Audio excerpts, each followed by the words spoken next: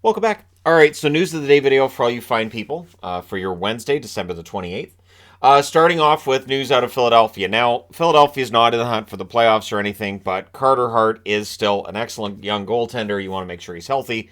They've added him to the IR this morning. It's an upper body injury. John Tortorella is saying he's in concussion protocol. He's not expected to be there for long.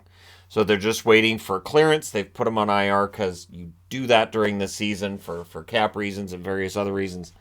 But he's in concussion protocol, and he's likely to only miss the one game. From everything I read, it looks like it's probably going to be a one-game absence for Carter Hart, and then he should be right back in the lineup for them.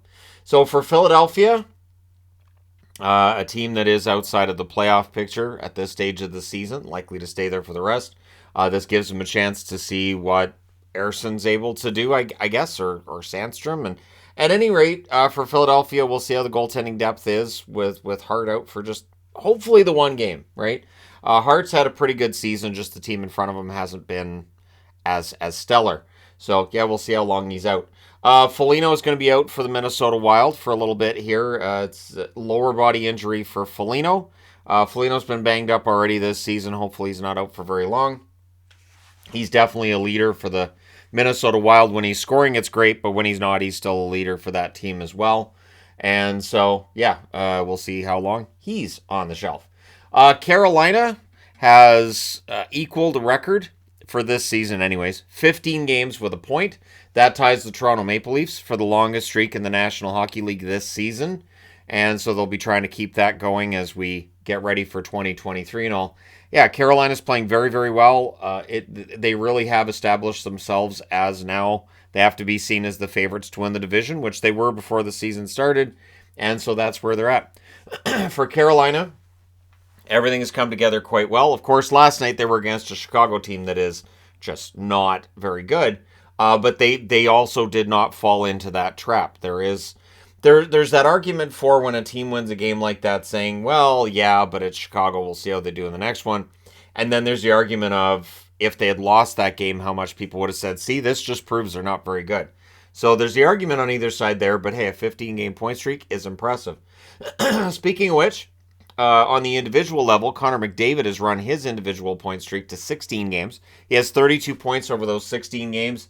And yeah, McDavid, he seems to have like double-digit game point streaks every year anyways, and he scores in almost every game anyways. But yeah, 32 points in 16 games, that's not bad.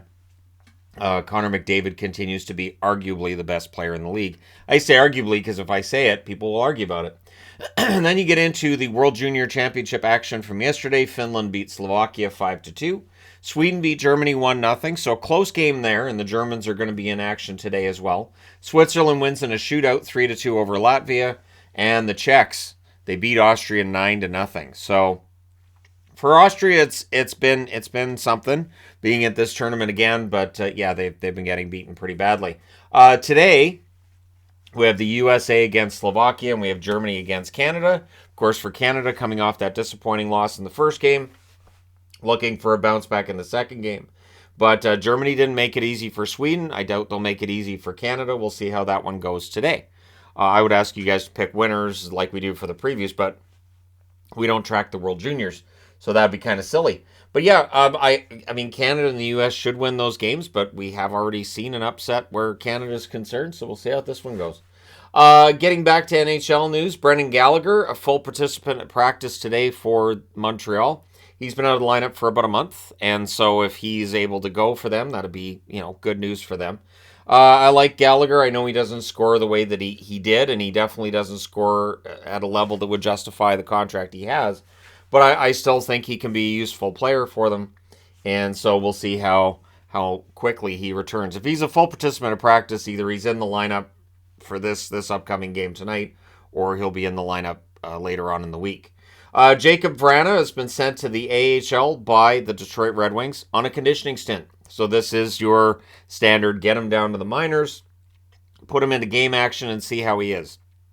You may not want to test somebody at the NHL level right away, so you send him down to the AHL and test him there first. This is the way the NHL's done it for decades, and it usually works. So it means that Vrana's probably, I'm going to estimate, a little less than a week away from rejoining the Detroit roster. and being out there playing for them. And for Detroit, they could really use Vrana. They could really use his scoring right now.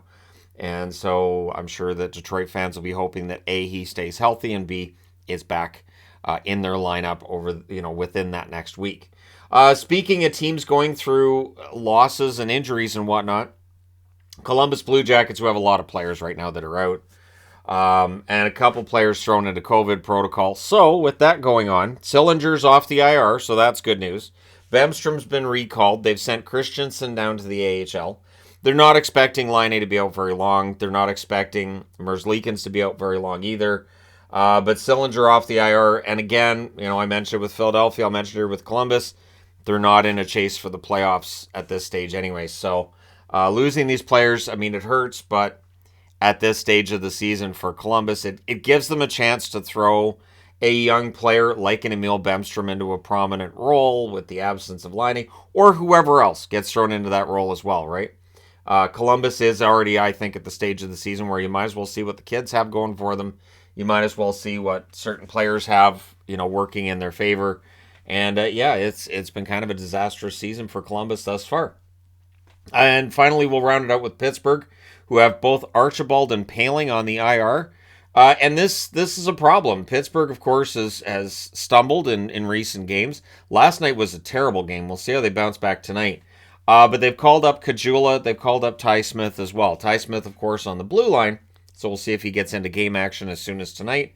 Kajula, I would think, will slot into the lineup. We'll see what Ty Smith does. But for Pittsburgh, as every team does, that you'll go through that down period, and it feels like that's what's happening with Pittsburgh right now. So let me know your thoughts in the comment section below, as always. And again, it feels like it's right now, but it's only a couple of games at this point. We'll see if they turn it around. They could tonight. But let me know your thoughts. Don't forget to hit like and subscribe if you're browsing your way through, you just happened upon this video. Thank you guys so much for watching, for all your support. I will talk to you again soon.